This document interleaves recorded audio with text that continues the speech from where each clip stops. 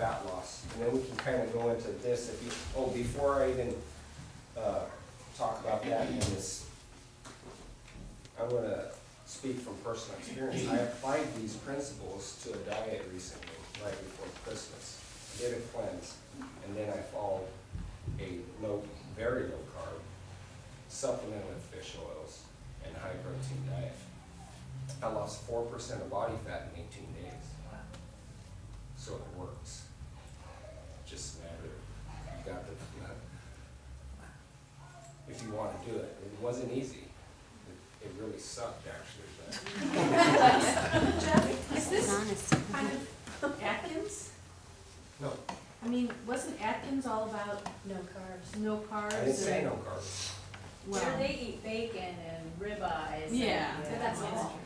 Yeah, and butter. You can have carbohydrate diets. It's just one thing I don't want you to misunderstand, because I'm not saying don't eat carbs. There's also carbs that you can eat that won't affect your insulin levels as much as others. with the high. So the idea is to restrict carbohydrate intake. So in other words, you're not going to build your meal. I'm building my meal. Okay, let's start. Bagel, grapes. What else? Let's see. Oh, donut. So, you know, how you construct your meal is very important, and I know those were probably terrible examples, but you need to have carbs. You have to have them. That's what your body prefers for fuel. That's how you're going to function properly. That's how you're going to perform well in camp or whatever it is you do throughout the day. But it's important to pick the right types. And then if it's in a box, you probably don't want it. If it's processed, you don't want it. I mean, if you read the label on a box of apples at a grocery store, and maybe you were to see the box says carbs. I mean, there's carbohydrates on it because apples have carbohydrates and they have to list them. So but it's a good kind of carbohydrate because it's natural. Let's talk about that. It's a good, maybe we don't understand what the difference is.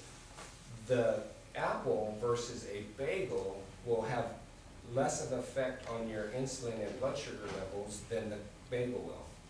So in other words, if you look on the glycemic index, the apple would be on the low side, whereas the bagel will be on the high side. So it'll show up in your bloodstream quicker as sugar with the bagel than the apple does. Why is that? Because there's fiber. There's fiber. Apple pectin, that's a soluble fiber, right?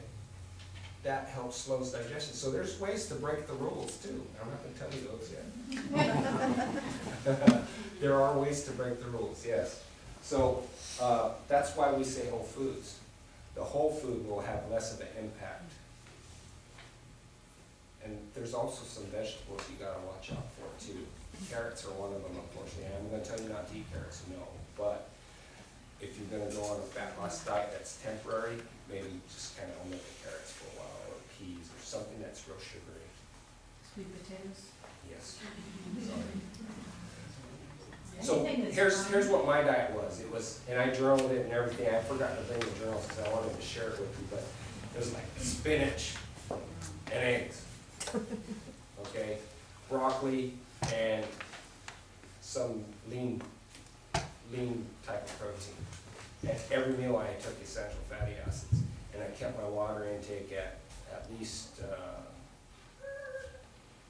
let's see, being that I was on higher protein than I normally had, I would at least have my 120 or about a gallon a day of water. Okay, and then my protein was set at, what was it, 2 grams? Yeah, it was 2 grams a day, or per pound of body weight. It was a short-term diet.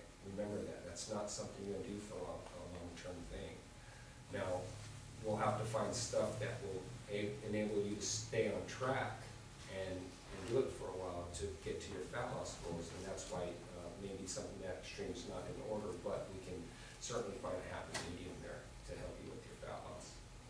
And that's hopefully what we have to share with you and that you should have with you. So